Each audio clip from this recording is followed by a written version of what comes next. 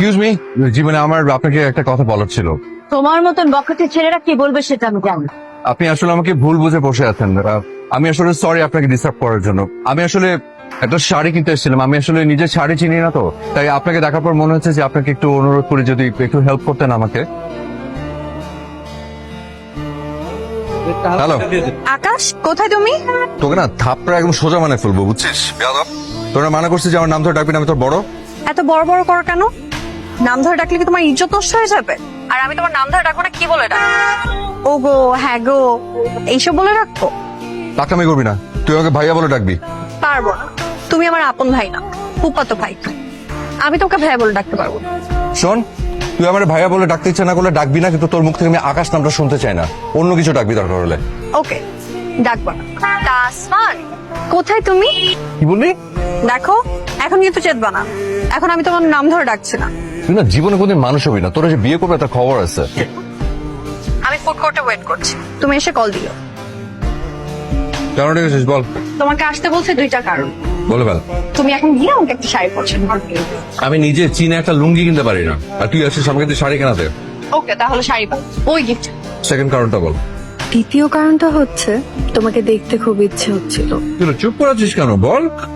ওইটা তোমার জানা দরকার, তুমি বুঝবা। কি যে ঢঙ্গি একটা, মানে কোত্থেকে যে সব ঢং শিখলি? আমি যে তোকে এত কিছু বলি, এই যে পাগল বললাম, ছাগল বলি, ঢঙ্গি বললাম, তুই কোনো রিয়াক্ট করিস না কেন? করো নাকি? ওইটাও তোমার জানা দরকার। আবার থালা বাসন মারছে। এটা রাখো তো, আমার একটা প্রশ্নের উত্তর দাও। তোমার জন্মসাল কত? জন্ম তারিখ বলো। আমি জানি না, হ্যাঁ তুই বললেই হলো তুমি জানো না। সত্যি আমি জানি না বাবা। আমি তো বাবা মার প্রথম সন্তান। নানা নানি সে যুগের মানুষ, ওনারা আমার জন্ম তারিখ লিখে রাখে নাই। তো মামারটা তো লিখে রেখেছে। ওটা আমি লিখে রেখেছিলাম। তোর মামার যখন জন্ম হয় তখন আমি ক্লাস 4-এ পড়ি। তো তুমি যখন স্কুলে ভর্তি হয়েছো তো তখন তোমাকে জন্মসাল তারিখ এগুলো কিছু লিখতে হয়নি? হয়েছে, মানে সেটা তো নানা আন্দাজ করে একটা লিখে দিয়েছে, সেটা সঠিক না তো। হায় রে।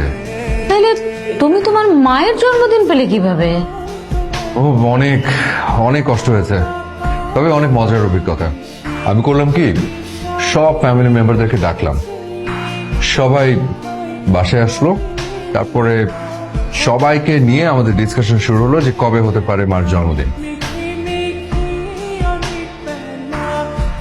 এখন বুঝতে পেরেছি, তুমি আসলে একটা অসাধারণ ছেলে।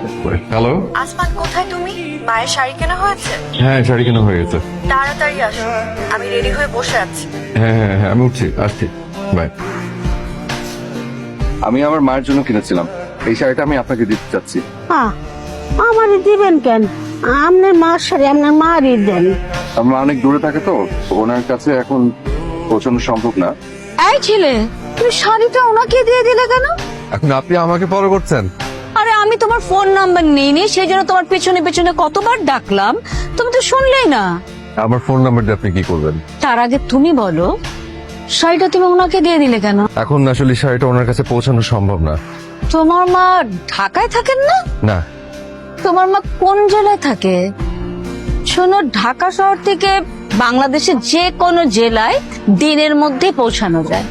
আর তাছাড়া তুমি তো এখন রওনা দিলেই রাতের মধ্যে পৌঁছে যেতে। না পারতাম না। কেন? তোমার মা কি অনেক দূরে থাকে? অনেক দূর, অনেক। কোথায় থাকে? আমাকে বললে তোমার স্ত্রী সেজে গুজে বসে আছে, তোমরা মায়ে। আমরা দুজন মিলেই এখন যাব, মাকে দেখতে যাব কবরস্থানে। বিশ্বাসই করি না মানে।